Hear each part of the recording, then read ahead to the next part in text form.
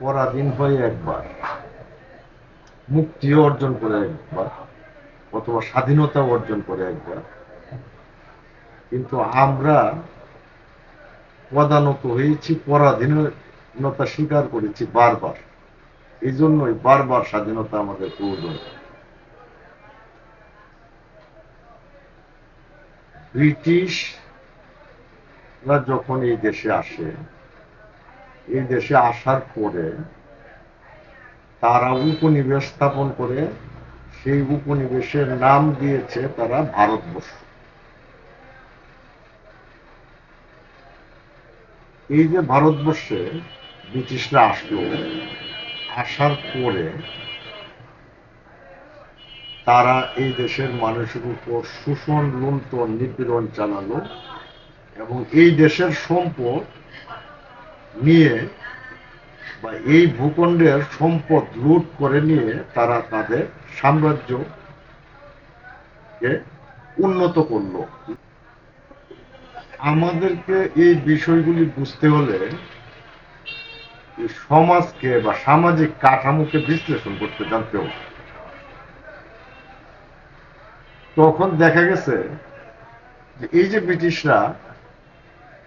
ব্রিটিশরা এই অঞ্চলের মানুষদেরকে দ্বিতীয় শ্রেণীর নাগরিক হিসেবে রেখেছে এবং নিজেরা প্রভু হিসাবে শাসন করে এই দেশের মানুষের শ্রম ঘাম শোষণ করে তারা নিয়ে গেছে তাদের দেশে। ফলে এই দেশের কোনো জাতীয় পুঁজির বিকাশ ঘটে নাই, শিল্প কারখানার বিকাশ ঘটে নাই। ফলে এইখানকার যে ধনিক শ্রেণী, বণিক শ্রেণী এবং সাধারণ কৃষক সকলেই তাদের প্রতি ছিল ক্ষুব্ধ। এই ক্ষুব্ধ হওয়ার কারণে তারা চিন্তা করলো, যদি ব্রিটিশরা চলে যায় এই দেশ থেকে এবং আমাদের শাসন ব্যবস্থা যদি আমরাই কায়েম করতে পারি, তাহলে এই দেশের সমস্যাগুলি আর মানুষের সমস্যাগুলি থাকবে না। এইখান থেকে মূলত স্বদেশী আন্দোলনের উৎপত্তি।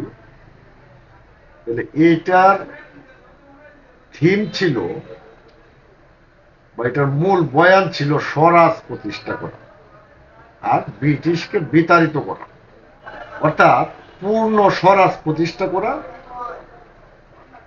এবং সম্পূর্ণ স্বাধীনতা অর্জন করা। এই বয়ানের উপর ভিত্তি করে অনেক আন্দোলন সংগ্রাম লড়াই হয়েছে, অনেক রক্তপাত ঘটেছে, অনেকে জীবন দিয়েছেন। এই লড়াই সংগ্রামের ভিতর দিয়ে এবং প্রাণহানির ভিতর দিয়েই ব্রিটিশরা এখান থেকে চলে গেছে। এই ব্রিটিশ বিরোধী আন্দোলনের মূল মন্ত্র ছিল সম্মিলিত মানুষের মুক্তি এবং সম্মিলিতভাবে আত্মসম্মান প্রতিষ্ঠা করা। যে ব্রিটিশ বিরোধী আন্দোলনের বয়ান কি ছিল?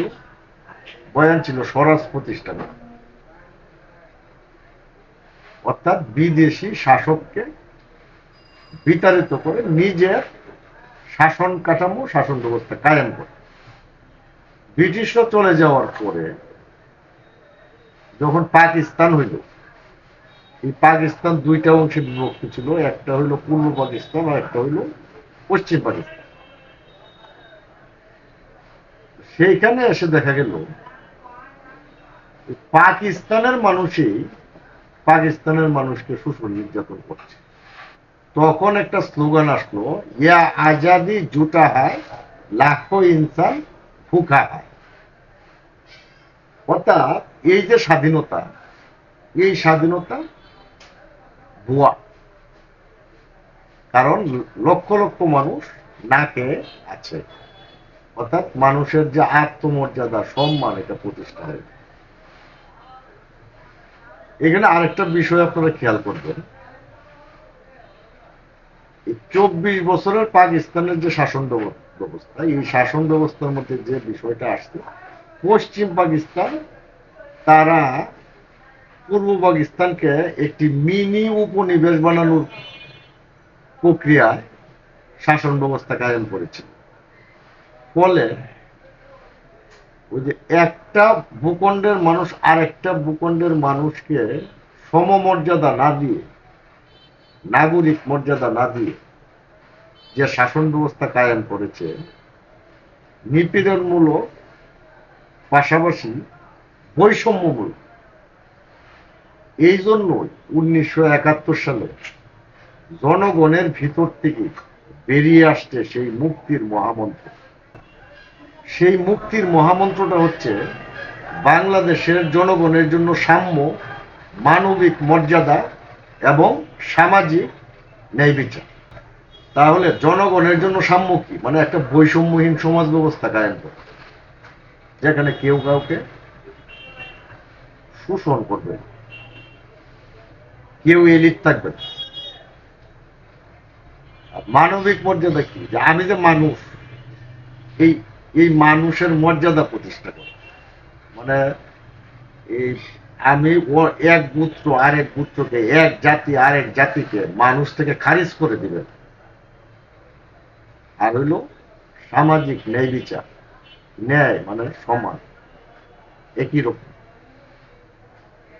এর উপর ভিত্তি করে এই একটা বয়ান দাঁড়ায় গেছে। এই বয়ানের উপর পতঙ্গের মতো মানুষ ঝাঁপিয়ে পড়েছে এবং এই দেশকে মুক্ত করেছে।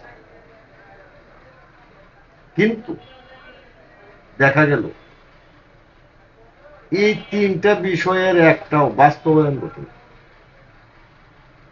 এই তিনটা বিষয়ের একটাও যেহেতু বাস্তবায়ন ঘটে নাই, জনগণের আকাঙ্ক্ষা পরিপূর্ণতা লাভ করে। ফলে এই আকাঙ্ক্ষাটা তাদের মধ্যে বা তাদের এই যে অভিপ্রায়, এই অভিপ্রায়টা তাদের মধ্যে রয়ে গেছে। একবারে ঠিক 54 বছর পরে, 53-54 বছর পরে 2024 সালে বিপুল বেগে, প্রবল উদ্যানে এই তিনটা বয়ান বা তিনটা কথা আবার ফিরে আসছে। ফিরে এসে বলছে বাংলাদেশের জনগণের জন্য সাম্য, মানবিক মর্যাদা এবং সামাজিক ন্যায় বিচার করার জন্য একটি কর্তৃত্ববাদী শাসনের অবসান ঘটাতে হবে। এজন্যই ওই যে নামটা বৈষম্য বিরোধী আন্দোলন, এই নামের ভিতরে পতঙ্গের মতো জীবন দিছে মানুষ। বিষয়টা সহজ। আজকে